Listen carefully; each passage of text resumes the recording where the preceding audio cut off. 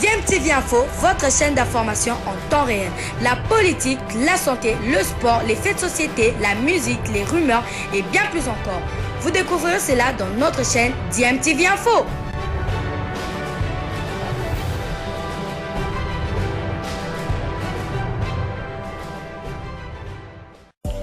Vous êtes sur DMTV, bonjour ou bonsoir, tout dépend de l'heure à laquelle vous nous suivez. Tout plaisir est pour nous de vous retrouver, mais surtout de savoir que vous êtes nombreux en train de suivre votre chaîne YouTube DMTV. DMTV qui vous propose l'actualité, vous propose également des analyses et des réflexions sur des sujets d'actualité, sur des faits sociaux, tout simplement sur des réalités que nous observons ici chez nous en République démocratique du Congo.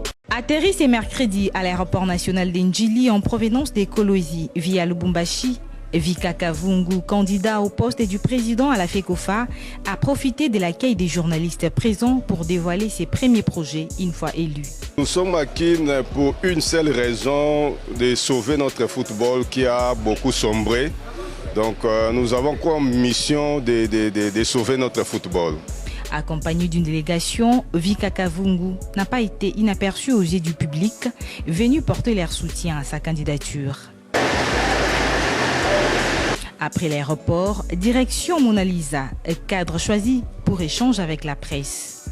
Aussitôt pris la parole, les candidats futurs patrons du football congolais, président sortant de GESCOL et sponsor de plusieurs clubs au Lualaba, est revenu sur son parcours sportif et nous a également fait part de ses ambitions, celle de refaire la santé du football en République démocratique du Congo, avec comme particularité la subvention des différents clubs des divisions inférieures.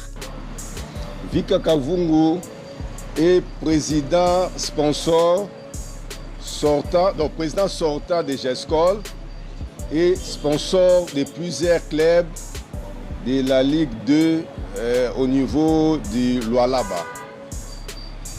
Je crois aujourd'hui nous sommes venus confirmer notre candidature à la tête de la FECOFA.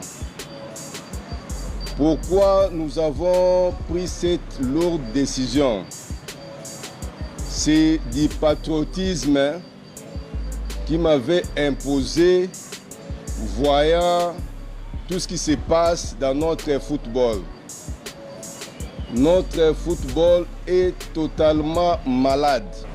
Nous voulons créer ou innover de façon que toutes les équipes de la RDC, de la Ligue 1 bien sûr, ils vont commencer à recevoir les subventions chaque saison.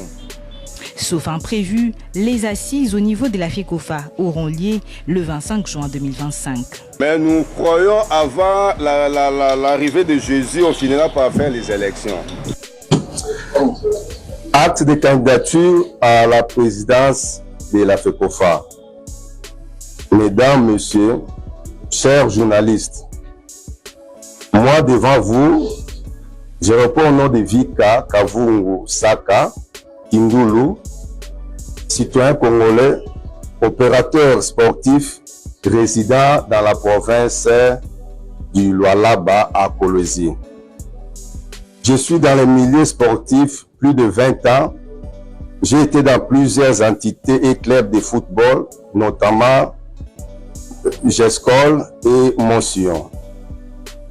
C'est ainsi que j'ai décidé de postuler à la tête de la FECOFA pour que, avec tout ce que j'ai comme savoir, nous puissions apporter un plus dans notre football. Voici mon projet de la candidature. 1. Rendre le football congolais semi-professionnel avec un budget conséquent de plus de 10 millions de dollars par saison. 2. Retourner l'ancienne formule du championnat national car l'actuelle formule impacte toutes les équipes dans leurs performances. 3. Transformer les statuts de tous les clubs de la Ligue 1 et Ligue 2 des ASBEL en société. 4. Rendre opérationnels tous les stades municipaux. 5. Redynamiser les différentes attentes de football dans toutes les provinces de la République du Congo. 6. Réorganiser le football féminin avec un championnat semblable à celui des hommes. 7. Réorganiser le football de jeunes à tous les niveaux. 8. Assurer une fin de carrière honorable aux joueurs de football congolais en créant une caisse de solidarité des joueurs. Mesdames et messieurs, chers journalistes, voilà le condensé de mon projet à la tête de la FECOFA. Je vous remercie. La nouvelle formule, c'est un faux fouillant. Donc, ils étaient bloqués par rapport au fond. C'est comme ça qu'ils se sont dit qu'ils prennent un raccourci. Mais le danger de cette formule, vous pouvez comprendre, vous êtes dans un même championnat, mais vous n'allez pas vous rencontrer. Il y a 2 zones. Donc, pour que vous puissiez vous rencontrer avec toutes les équipes, au moins que vous puissiez jouer les playoffs. Ce ne sera pas facile pour certaines équipes. Donc, l'ancienne formule est très bonne puisque ça permet à toutes les équipes de jouer contre leurs adversaires. Aussi, même s'ils ont eu cette formule, il y a certaines équipes qui vont dépenser plus que les autres. Je prends l'exemple de Manu Magnon et Dauphin Noir. S'il faut compter le nombre de voyages vers Kinshasa, ça sera plus que le nombre de faits clubs ou des CNT. Même s'ils faisaient leur PG à Kinshasa, ça sera très coûteux. Alors, si nous prenons l'autre zone, il y a Sangaba, Lengé, Tinkuku. Donc, ils vont dépenser trop. Donc, nous devons donner la chance à toutes les équipes, le même nombre de matchs, aussi par rapport aux dépenses, ça soit des dépenses équilibrées. Nous savons tous, l'argent est partout. Il y a un professeur de management, professeur Saman, je crois beaucoup d'entre nous le connaissent, c'est Pomade, qu'est-ce qu'il nous disait? L'argent est partout, l'argent est dans les vides, l'argent est dans la poche des voisins, chercher comment récupérer ça honnêtement. Donc, dans tout ça, moi je sais que l'argent est dans les poches des supporters, l'argent est dans les poches des amoureux du foot. J'ai des mécanismes de récupérer ça facilement. Même les 10 millions dont je parlais, c'est minimum. On pouvait arriver même à 20 millions, même au-delà de ça. Je vous donne l'exemple des championnats tanzaniens.